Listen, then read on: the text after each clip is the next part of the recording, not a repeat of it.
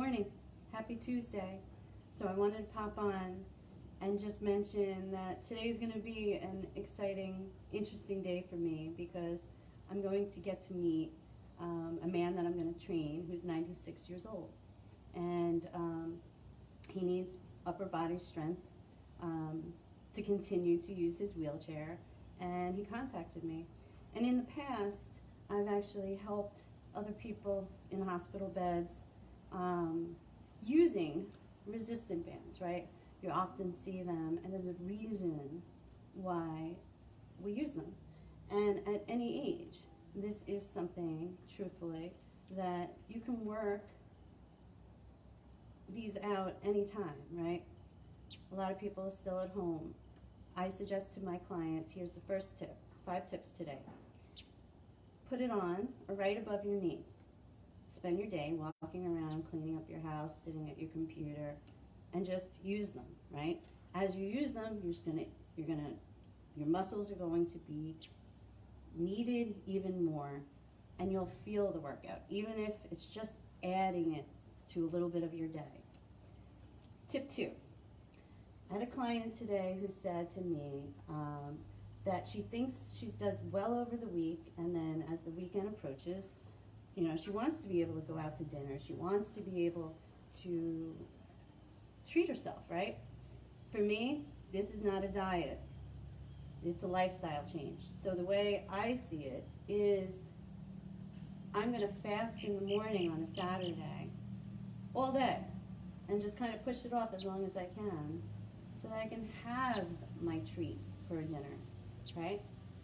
So another suggestion on the whole restaurant and going out is every menu now is on your phone. So even if you are hungry through the day and you need to have something and you're like, oh, it's in the back of your head, what am I going to have when I go to the restaurant? Oh, it shouldn't be like that. You should figure out, okay, let's look online.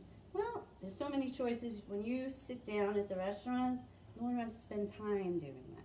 Maybe listen to the specials, see what else it is. That's about it. So that's tip 2. 3, I always have some type of fruit on my plate at dinner time. It kind of started with the kids, right? Because I wanted them to eat more fruits and vegetables, so I would put out bowls of fruits and vegetables that I knew were their favorites so that they would pick on them. And as I changed my plate, right, so as I went from meat to plant-based, I noticed that I would have my protein, which were beans or some type of stir-fry with nuts or something protein, right? And then I would have my vegetables and I would have another huge piece of fruit.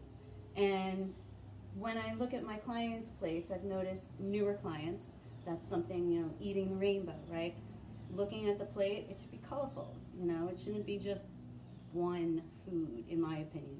It should have a variety of nutrition on your plate, especially at the end of the day. Tip 4, use a dessert plate or your hand as measurement, right? You go into the kitchen, you want a snack, do you get a big bowl or do you grab a handful and maybe put it on a napkin? Right? It's a whole different thing. It's a snack, not a meal, when you hold it in your hand or put it in something small. So that would be tip 4. And 5,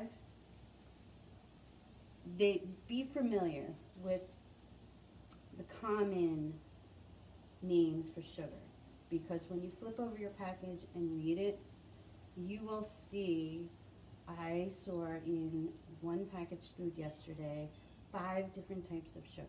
And yes, maybe you don't consider molasses or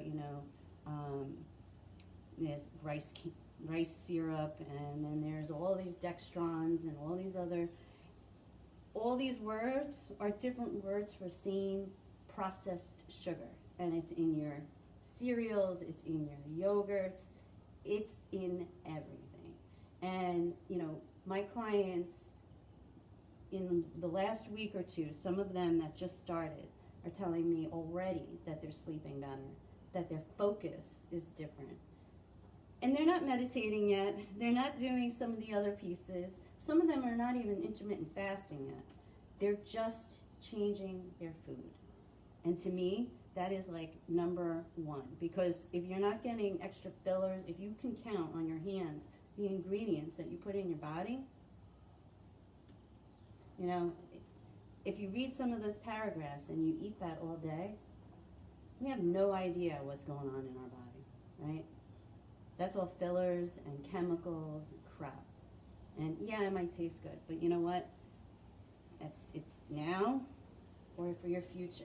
And here I am getting ready to leave to go and meet a 94-year-old man who is looking to still move. I only wish, I hope, that will be me one day. So, and that's to me is the main point, you know. Yes, did I want to lose weight? Did I want to feel better about myself? Absolutely. But to me, more importantly, at nearing 48 years old, to me, most importantly, is to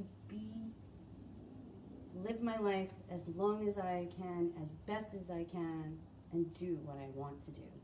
And, you know, I think that that's what many of my clients come to me and say is like, I'm 52, I'm 40, I want to learn. And, you know, it's simple, you know, when you start to when the mindset of somebody changes and you're like, oh, okay, so just eating better food, I'm sleeping better, I feel better, I have less anxiety.